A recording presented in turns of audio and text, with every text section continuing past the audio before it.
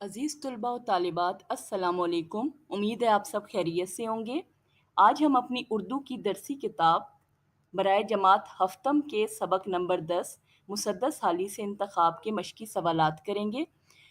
عزیز طلباء، مسدس وہ نظم کہلاتی ہے جس کے سارے بند جو ہیں وہ 6 مصروں پر مشتمل ہوں۔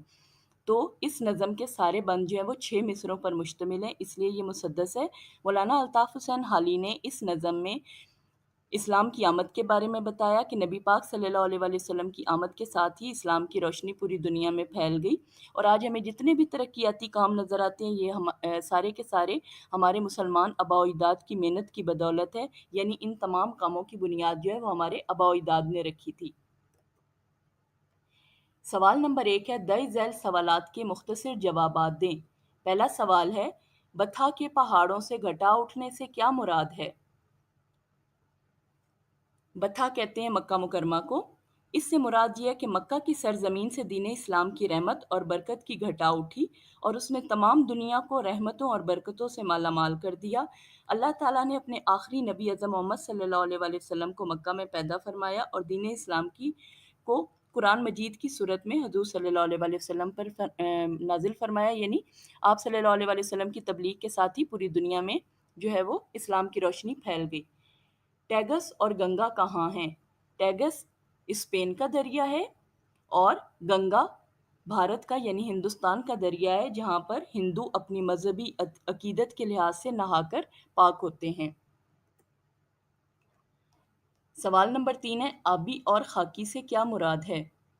آب کہتے ہیں پانی کو اور خاک کہتے ہیں مٹی کو۔ آبی سے مراد پانی کی مخلوق اور خاکی سے مراد خشکی کی مخلوق ہے۔ اگلا سوال ہے، امیوں سے کون لوگ مراد ہیں؟ امیوں سے مراد عرب کے وہ لوگ ہیں جو لکھنا پڑھنا نہیں جانتے تھے، لیکن انہوں نے اسلام کی برکت سے ساری دنیا میں اپنا لوہا منوایا۔ عرب اور عجم سے کیا مراد ہے؟ عرب وہ تمام ممالک جہاں عربی زبان بولی جاتی ہے، اور عجم سے مراد وہ تمام ممالک ہیں جہاں غیر عربی بولتے ہیں، یعنی عربی نہیں بولی جاتی، جیسے ایران ہے وہاں پر فارسی بولی جاتی ہے، اور عرب جیسے سعودی عرب وغیرہ ہیں تو وہاں پر عربی زبان بولی جاتی ہے۔ ڈوبتی ناؤ کو سنبھالا دینے کا کیا مطلب ہے؟ ڈوبتی ناؤ کو سنبھالا دینے کا مطلب یہ ہے کہ عرب کے لوگ برائیوں کی دلدل میں ڈوب چکے تھے، ان کا برا حال تھا، اسلام نے ان کو سہارا دیا، یعنی ان کو برائیوں کے راستے سے نکال کر نیکی کے راستے پر گامزن کیا۔ توحید مطلق سے کیا مراد ہے؟ توحید یعنی اللہ تعالیٰ کو ایک ماننا۔ توحید مطلق سے مراد ہے کہ سب غیر خداؤں کو چھوڑ کر بتوں کی پوجا سے منہ موڑ کر خدائے پاک کی عبادت کی جائے، یعنی اللہ تعالیٰ کی ذات کو صرف اور صرف ایک مانا جائے۔ اگلا سوال ہے، بدوں میں نیکیوں کا غلغلہ ہوا، اس کی وضاحت کریں۔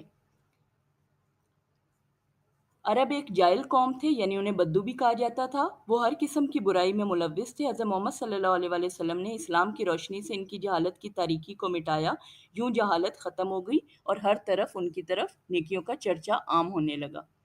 آتش کدوں میں جلنے والی آگ افسردہ ہو گئی، اس کا کیا مطلب ہے؟ آتش کدوں میں جلنے والی آگ افسردہ ہو گئی، اس کا مطلب یہ ہے کہ جب اسلام کی روشنی زمانے میں پھیلی تو بہت سے لوگ دائرہ اسلام میں داخل ہو گئے۔ وہ لوگ جو آگ کی پوجا کرتے تھے اب اللہ تعالیٰ کی عبادت کرنے لگے، انہوں نے آگ کی پوجا چھوڑ دی، اور اس طرح آگ کی پوجا کرنے والوں کی عبادت گاہیں جو ہے وہ بالکل ویران ہو گئی تھیں، یعنی مساجد آباد ہو گئیں۔ خاک اڑنا ایک محاورہ ہے، اس کا کیا مطلب ہے؟